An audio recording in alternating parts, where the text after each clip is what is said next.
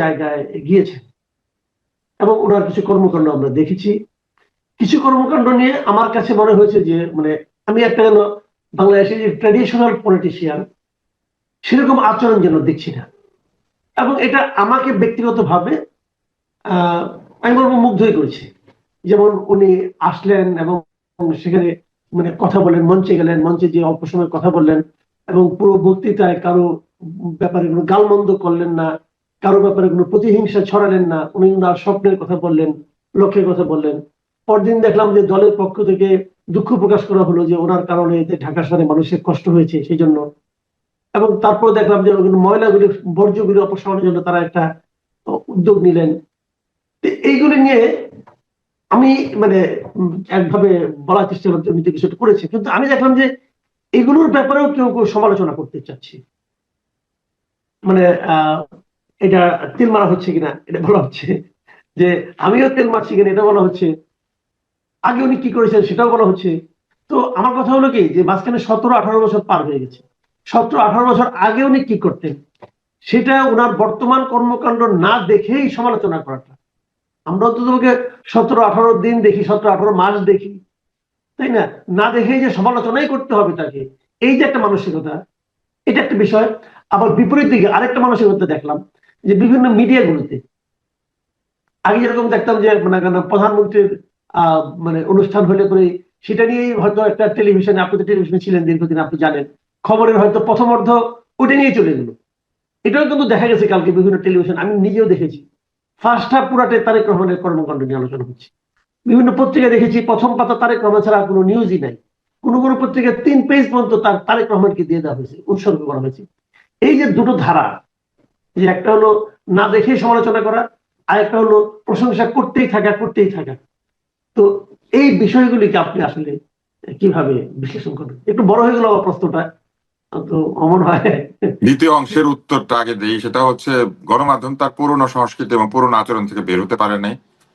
একটা উদ্দেশ্য হচ্ছে যে প্রাথমিক অবস্থায় যেহেতু পাঠকের মধ্যে অনেক ঔৎসুক্য থাকবে কিংবা দর্শকদের মধ্যে অনেক ঔৎসুক্য থাকবে, তাই সেই কৌতূহল বিবেচনা করে অনেকেই তাকে নিয়ে প্রচুর সংবাদ ছেপেছেন। তিনি কিভাবে নামলেন, সুটকেস হাতে নিলেন, কার সাথে কথা বললেন, কাকে জড়িয়ে ধরলেন, এরকম খুঁটিনাটি বিষয় তারা কাভার করেছে।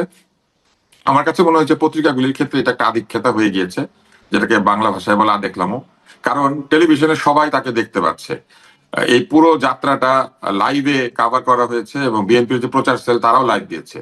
তাহলে আবার উনি কোথায় থামলেন, কোথায় কি করলেন, এইটা যে এইভাবে বলতে হবে আজকের এই তথ্য প্রযুক্তির উন্নতির যুগে, এটার দরকার ছিল না। পত্রিকাগুলি একটু সংযত আচরণ করতে পারতো। কিন্তু আমার কাছে মনে হয়েছে পত্রিকাগুলি তাদের যে 17 বছরের নানান ধরনের তেল দেওয়া কিংবা নানান ধরনের ভুল ত্রুটি আছে সেগুলো মোচন করার জন্য ওই দিনই তারা সকলে ঝাঁপ দিয়ে নেমে পড়েছিল। এটার দরকার ছিল না, কারণ তারেক রহমান এই জিনিসটা যে পছন্দ করবেন না এটা তিনি বহু আগে থেকে বলেছেন এবং ওই দিনও তার সব কাজের মধ্যে এটা দেখা যাচ্ছিল যে তিনি আবেগ পছন্দ করছেন না, অতিরিক্ত স্লোগান দেওয়া পছন্দ করছেন না, বড় চেয়ারে বসা পছন্দ করছেন না।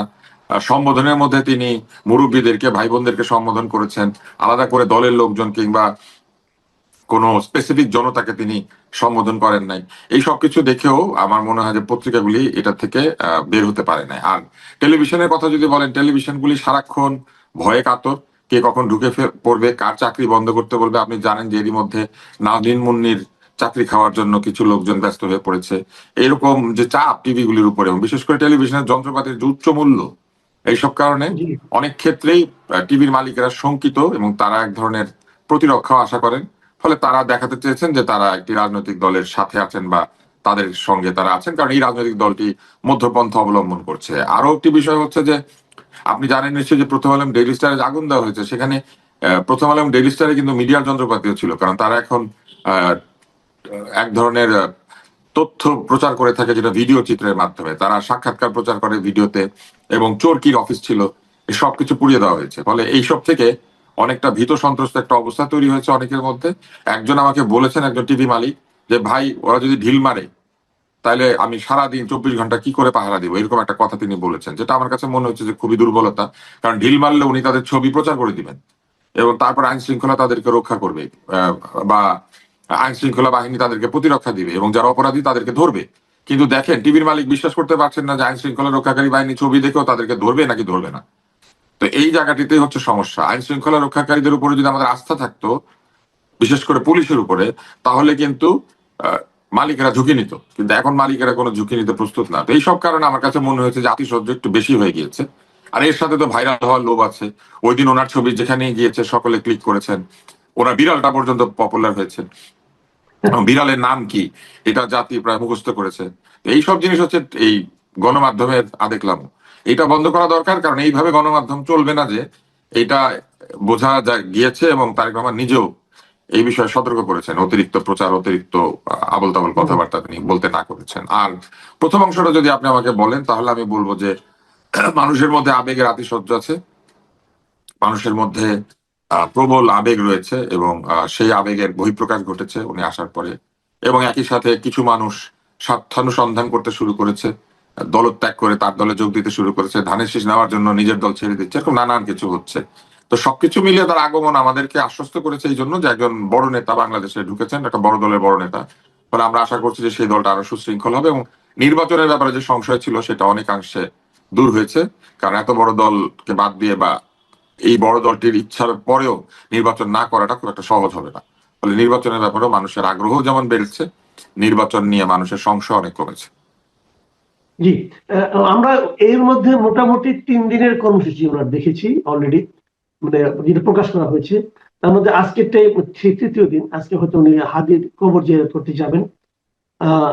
এটা তারপরে হয়তো ওনার রাজনৈতিক কর্মকাণ্ডগুলি শুরু হবে, এবং তখন উনি দলের ব্যাপারে কি সিদ্ধান্ত নেন এবং দলের বিভিন্ন রকম অভিযোগ যেগুলো আছে সেগুলি কিভাবে হ্যান্ডেল করেন, সেগুলো হয়তো আমরা পরবর্তী সময়ে দেখতে পাবো, এবং এই জন্য আমাদের মনে হয় একটু অপেক্ষা করতে হবে। তবে একটা জিনিস লক্ষণীয়, উনি আজকে হাদির কবর জিয়ারত করতে যাবেন, এবং যে পথে যাবেন এই শাহবাগের যে পথটা, সেখানে কিন্তু অলরেডি ইনকিলাব মঞ্চ অবস্থান নিচ্ছিল, এবং ওনার যাওয়া উপলক্ষে ওই কিছুটা সময় তারা ওখান থেকে সরে আজিজ মার্কেটের দিকে চলে আসবে, এবং উনি চলে যাওয়ার পর হয়তো আবার তারা আগের জায়গায় আসবে। তো হাদির হত্যাকারীকে ধরতে হবে, গ্রেপ্তার করতে হবে, এই দাবিতে যে তারা অবস্থানটা নিচ্ছে, এটার সমাধানটা আসলে কিভাবে হবে? যদি হাদি দেশ ত্যাগ করে হাদি হত্যাকারী যদি দেশ ত্যাগ করে থাকে অলরেডি এর মধ্যে, তাহলে সেক্ষেত্রে ওদের দাবি কিভাবে পূরণ হবে?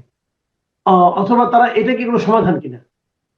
এই বিবেচনাটা তাদেরকেই করতে হবে, কেননা যদি সত্যি এই হত্যাকারীরা পলাতক হয়ে গিয়ে থাকে, তাহলে সরাসরি তাদেরকে এই মুহূর্তে ধরতে না পারলো, হত্যার সঙ্গে যারা সংশ্লিষ্ট এরকম যদি কেউ থাকেন বা কোনো প্ল্যানার থাকে, তাদেরকে গ্রেপ্তার করতে হবে, যেটা কিন্তু সরকার করেছেন বলে আমাদেরকে জানিয়েছেন।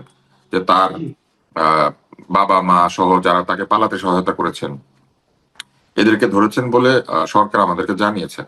তো সেটা যদি ঠিক হয়ে থাকে, তাহলে একটু ধৈর্য ধরতে হবে, এবং সরকারের উপর চাপ সৃষ্টি করার প্রক্রিয়া হিসেবে তারা মিছিল, মানববন্ধন বা বিভিন্ন কর্মসূচি নিতে পারেন। কিন্তু সাধারণ মানুষের দুর্ভোগ তৈরি করলে আমার মনে হয় সেটা হিতে বিপরীত হবে। 1 দিন 2 দিন পর্যন্ত ঠিক আছে, কিন্তু দীর্ঘমেয়াদে শাহবাগের মোড়ে যদি তারা গণজমায়েত করেন, তাহলে তাদেরকে একটু চিন্তা করতে হবে যে এটা কি কোনো নেগেটিভ জায়গায় চলে যায় কিনা সাধারণ মানুষের কাছে। হাদির হত্যাকারীর বিচার সকলেই চায়, সকল ধরনের হত্যাকাণ্ডের বিচারিত হতে হবে বাংলাদেশে। হত্যার বিচার তো বন্ধ রাখা যাবে না। এখানে হাদি না হয় যদি অন্য কেউ হতেন, হত্যার বিচার তো হতে হবে। এবং একটা সভ্য দেশে হত্যার বিচার হবে না, এটা তো কেউ চিন্তা করতে পারে না। তাই আমি মনে করি যে দাবি সঠিক, তারা দাবি জানিয়েছেন, দাবির জন্য চাপ সৃষ্টি করছেন, সেটাও সঠিক। কিন্তু চাপ সৃষ্টির প্রক্রিয়াটা তারা পুনর্বিবেচনা করলে ভালো হতো। কেননা এই মুহূর্তে যেহেতু নির্বাচনের ডামাডোল বেজে উঠেছে, এবং হাদি নির্বাচনী এলাকা, সেখানেও নতুন নির্বাচনী প্রার্থী ইনকিলাব মঞ্চ দেবে কিনা, সেটাও তারা চিন্তা করার সময় এসেছে।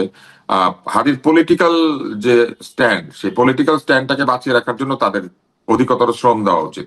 কেননা ইনকিলাব মঞ্চের যদি ইমেজ বলেন, তাহলে সেটা শুধুমাত্র হাদির ইমেজের উপরে দাঁড়িয়ে আছে, এবং এখন আরো দাঁড়িয়ে গিয়েছে।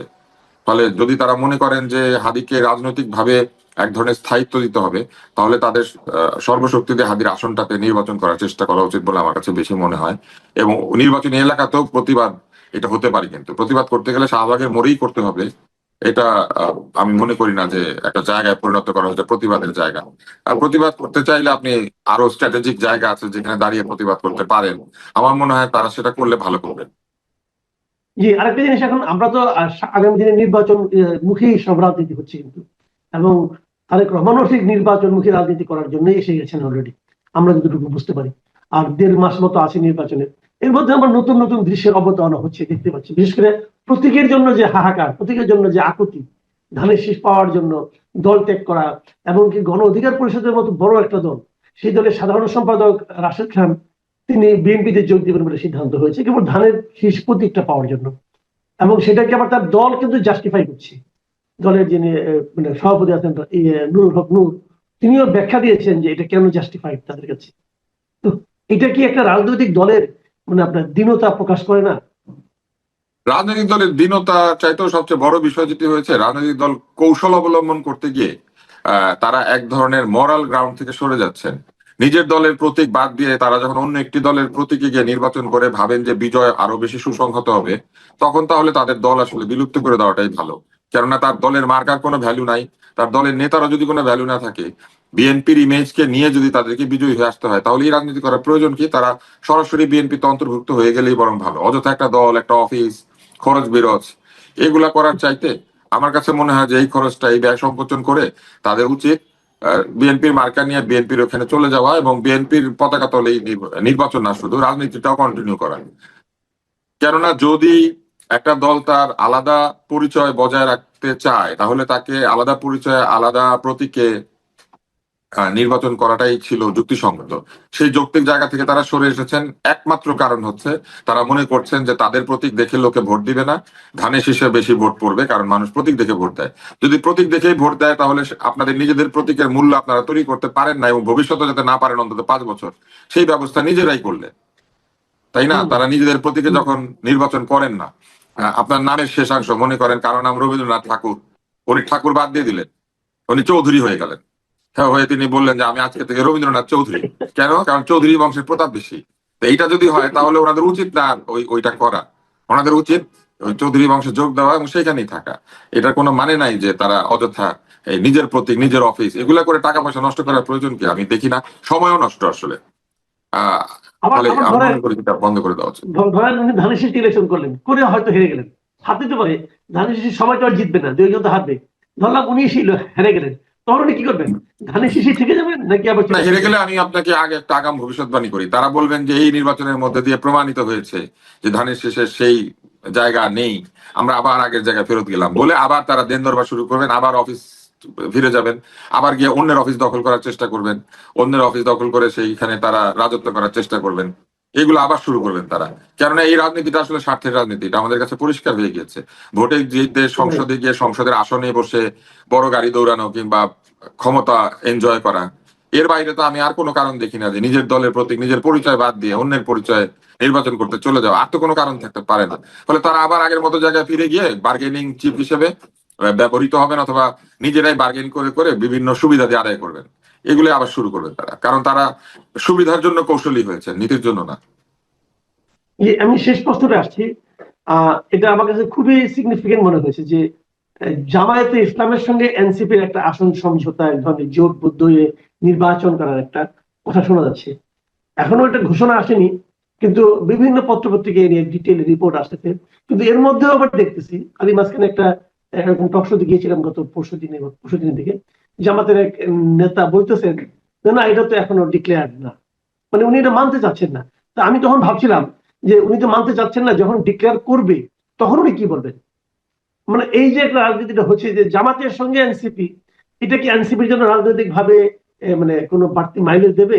আপনার কাছে কি মনে হয়? ডিক্লারেশনের আগে আমাদের কোনো কিছু সরাসরি বলা উচিত না, কেননা এখনো তো এই বিষয়টা আহ, সর্বসমক্ষে ঘোষিত হয় নাই। কিন্তু ধরা যাক এই ঐক্যটা হলো, আপনি ঐক্যের শর্তগুলির কথা চিন্তা করেন। প্রথমত এনসিপি গিয়েছে আসনের জন্য, কারণ তারা অনেক বেশি আসন চায়। তাদের নিজেদের দলের মধ্যে 5-10 জন ইলেকশন করলে বাকি 20 জন হইচই করবে এবং দলের মধ্যে সমস্যা তৈরি হবে, এবং সেই সমস্যা বন্ধ করার জন্য তাদের 30টা 40টা বা আরো বেশি আসন দরকার। এবং সেই জন্য তারা একটা শক্তিশালী দলের সঙ্গে যাওয়ার চেষ্টা করেছে। বিএনপির পক্ষে তাদেরকে 30, 40, 50টা আসন দেওয়া সম্ভব না, এটা কোনোভাবেই সম্ভব না। যে জন্য তারা বেশি আসনের জন্য আমার ধারণা যে জামাতের দিকে গিয়েছেন, এবং জামাত যেহেতু একটি শক্তিশালী কন্টেন্ডার এবারের নির্বাচনে বা প্রতিদ্বন্দ্বী, সেই কারণে তারা সেইখানে পাল্লা ভারী করার জন্য গিয়েছে। এখন তারা কি দাঁড়িপাল্লা প্রতীক নিয়ে নির্বাচন করবেন নাকি শাপলাকলি নিয়ে, এইটা হবে দ্বিতীয় প্রশ্ন। যদি তারাও ভিপি নুরের দলের মতো দাঁড়িপাল্লা প্রতীকে চলে যেতে চান, তাহলে তো দল বন্ধ করে দিতে হবে। তা আমি ধারণা করছি সেটা তারা করবেন না। তারা শাপলাকলি প্রতীকে দাঁড়িপাল্লার সাথে মিলে নির্বাচন করবেন। এখন 30টি আসনে তারা নিজেদের প্রার্থী দিলেন, ধরে নিলাম সেই 30টি আসনে তাদের অনেক জনপ্রিয়তা আছে, কিন্তু বাকি 270টি আসনে তাদের প্রতীক হারিয়ে যাবে, তাদের দলও হারিয়ে যাবে, কারণ তাদের দলের লোকদের জামাত ইসলামের সাথে মিলে জামাতের প্রার্থীর জন্য ভোট চাইতে হবে। এবং তারা যখন জামাতের সঙ্গে মিলে জামাতের প্রার্থীর সাথে ভোট চাইবেন, তাদের নিজেদের দলের যে আইডেন্টিটি বা তাদের দলীয় নেতা কর্মীদের যে পরিচয় বা এই জুলাই আন্দোলনের যে ভূমিকা, সেগুলো সব এক ধরনের নিষ্ক্রিয়তার দিকে চলে যাবে। মানুষ ভুলে যেতে শুরু করবে এবং ভেবে নেবে যে এই দলের লোকেরা জামাতের সঙ্গে মিলে গিয়েছে। ফলে 270টি আসনে তাদের অবস্থা আগামী 5 বছর তো দূরের কথা, আগামী 10 বছরের জন্য খারাপ হয়ে যেতে পারে। এবং অনেক দলের নেতাকর্মী কিন্তু দল থেকে সরে তারাও চিন্তা করবেন যে থাকি যদি তাহলে শক্তিশালী দলের সাথে থাকি। ফলে যে এলাকার যে জিতার মতো ক্যান্ডিডেট দেখা যাবে তার পেছনে গিয়ে তারা দাঁড়িয়ে যাবেন, কারণ স্বার্থের রাজনীতিটা এইখানেও এস্টাবলিশড হয়ে যাচ্ছে। তৃতীয় বিষয় হচ্ছে তারা ক্রাউড ফান্ডিং শুরু করেছিলেন। যারা ক্রাউড ফান্ড করেছেন তারা কি জামাতের সঙ্গে তারা মিলবেন এই কথা জেনে ক্রাউড ফান্ড করেছেন? ফলে বিভিন্ন প্রার্থীরা যে 10, 20, 50 লাখ টাকা করে তুলছেন মানুষের কাছ থেকে, তারা যদি জানতেন যে তারা জামাতের সঙ্গে ইলেকশন করবেন, তাহলে তো এত টাকা হয়তো তারা তুলতে পারতেন না। এই টাকাগুলি তারা কি করবেন? এই টাকাগুলি খরচ করা কি আসলে নৈতিকভাবে ঠিক হবে? কারণ এককভাবে এনসিপি নির্বাচন করবে এই কথা জেনে লোকজন ফান্ডিং করেছে। এখন জামাতের ঘাড়ে উঠলে পরে জামাত ঘাড়ে নিয়ে ঘুরবে, জামাত টাকা পয়সা দিবে, মানুষ কেন টাকা পয়সা দিতে যাবে? তাই না? অনেক ভোটারই নিশ্চয়ই আছেন যারা এনসিপি কে ভোট দেওয়ার জন্য টাকাটা দিয়েছেন, তারা নিশ্চয়ই দাঁড়িপাল্লাকে ভোট দেওয়ার জন্য অন্যান্য আসনে এই টাকাটা দিবেন না। যে 270টি আসনে তারা প্রার্থী দিবেন না, সেই 270টি আসন থেকে কি তাদের কাছে টাকা পয়সা আসে নাই?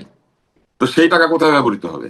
এখন এইটা হচ্ছে তৃতীয় একটা প্রশ্ন। চতুর্থ একটা প্রশ্ন আছে, সেটা হচ্ছে তারা যে জুলাই বিপ্লবের কথা বললেন, জুলাই আন্দোলনের কথা বললেন, এক ধরনের আহ রাজনীতির কথা বললেন যেটা নতুন বন্দোবস্ত, অথচ তারা একটি পুরনো দলের সঙ্গে চলে গেলেন। অন্যতম পুরনো দল বাংলাদেশের, এই উপমহাদেশের অন্যতম পুরনো দল জামাত ইসলাম, হ্যাঁ, যেটা একাধিক দেশে শাখাও রয়েছে। তো এরকম একটা দলের সঙ্গে তারা চলে গেলেন। তারা যখন স্লোগান দেন তারা বলেন পিন্ডি না ঢাকা, দিল্লি না ঢাকা। তো এই দলের তো পিন্ডিতে শাখা আছে, দিল্লিতেও শাখা আছে, তাই না? এই দল তো দুই দেশে আছে। তো এই দলের সঙ্গে তারা চলে গেলেন, তো তারা তো পিন্ডি ঢাকা দিল্লি সব মিলাই ফেললেন। তো তারা কেন যাবেন? জামাত ইসলামী রাজনীতি করতেই পারে, জামাতের রাজনীতি আমরা জানি, এবং জামাত রাজনৈতিক দল হিসেবে মানুষের কাছে যদি গ্রহণযোগ্যতা পায় সেটা তারা পাবেন, সেখানে তো কারো বাধা দেওয়ার কিছু নাই। কিন্তু যারা মুখে বলে যে আমরা কারো ধামা ধরে না, তাহলে যে দলের ধামা 3 দেশে বিস্তৃত এবং আরো আন্তর্জাতিক দেশসমূহে তাদের লোকজন রয়েছে, সেই সেই ধামা সম্পন্ন দলের সঙ্গে তারা গেলেন কেন? এটা একটা চতুর্থ প্রশ্ন। পঞ্চম একটা প্রশ্ন আছে, সেটা হচ্ছে তারা যে ভবিষ্যতে রাজনীতি করবেন, তারা বলেছিলেন নতুন বন্দোবস্ত করবেন। আসন ভাগাভাগির রাজনীতি কি নতুন বন্দোবস্ত? আসন ভাগাভাগির রাজনীতি তো হচ্ছে এই উপমহাদেশের সবচেয়ে পুরনো রাজনীতি। আপনি যদি দেখেন তাহলে দেখবেন যখন এই যে শ্যামা প্রসাদ মন্ত্রিসভা হয়েছিল, সেখানে আসন ভাগাভাগি, এই সিট ভাগাভাগি, কে মুখ্যমন্ত্রী হবেন এটা নিয়ে একের পর এক সরকার বদল হয়ে যেত। তারপরে যখন পাকিস্তান হলো, পাকিস্তানে একটার পর একটা সরকার পড়ে গিয়েছে একই ব্যাপারে, ক্ষমতায় কে যাবেন, কোন দিকে কয়টা আসন। এবং তারপরে যখন বাংলাদেশ হয়েছে, যে আর্টিকেল 70 যেটার মধ্যে ফ্লোর ক্রসিং বন্ধ করা হয়েছে, এটা করাই হয়েছিল এই ভয়ে যে সকালবেলা এক জায়গায় বক্তৃতা দিয়ে রাত্রেবেলা এক দলে চলে যায়। তো সেই ভাগাভাগির রাজনীতি তো আমরা বন্ধ হতে দেখলাম না, উল্টা দেখলাম যে নির্বাচন হওয়ার আগেই ভাগাভাগির রাজনীতিতে তারা জড়িয়ে পড়েছেন। তো তাহলে সেই পুরনো রাজনীতিতেই আমরা থেকে গেলাম। এটাই যদি রাজনীতি হয়, এটাই যদি রাজনীতি হয় যে আমাদেরকে জিততেই হবে, তাহলে শহীদ হাদির রাজনীতি কোথায় যাবে? হাদি পরিষ্কারভাবে বলেছিল যে সে মনে করে সে জিতবে না, তবুও সে নির্বাচন করছে, কারণ এই নির্বাচন হচ্ছে তার আদর্শকে স্থাপন করার নির্বাচন। সে বলেছিল যদি সে 500 ভোটও পায় সে নির্বাচন করবে, এবং আরো বলেছিল যে এই নির্বাচনে যদি সে নির্বাচিত হয় তাহলে সে 299 জন সংসদ সদস্যকে দুর্নীতির বিরুদ্ধে কথা বলে, দায়িত্ব পালনের কথা বলে, নানান ভাবে চাপ সৃষ্টি করে সে সংসদকে এক ধরনের তটস্থ করে রাখবে, হাদিটা বলেছিল। তাহলে হাদির আদর্শের কথা আপনি বলবেন আর অন্যদিকে আপনি সিট ভাগাভাগি রাজনীতি করবেন, এটা কি করে হয়? হাদির মতো স্বতন্ত্র দাঁড়িয়ে যেতেন যদি এতই মনে করেন যে দল পাচ্ছে না। আরো একটা কথা আছে, হাদিকে তারা বুকে নিয়েছেন, হাদিকে তারা আদর্শ হিসেবে খুব প্রচার করছেন। প্রথমত হাদি একটা আলাদা রাজনৈতিক দলের সদস্য ছিল, জুলাই যোদ্ধা হিসেবে আমরা প্রায় অনেকেই একই প্ল্যাটফর্মে, কিন্তু রাজনৈতিক দলগুলি তো আলাদা আলাদা। তাহলে হাদি দাঁড়িয়েছিল ইনকিলাব মঞ্চের মুখপাত্র হিসেবে, ওইখানে হাদির বিরুদ্ধে প্রার্থী দিয়েছিলেন কেন? হাদি হেরে যেত না যদি হাদি বেঁচে থাকতো? তাহলে হাদি যাতে হারে সেই ব্যবস্থা করা হয় নাই, হাদির বিরুদ্ধে প্রার্থী দেওয়া হয় নাই।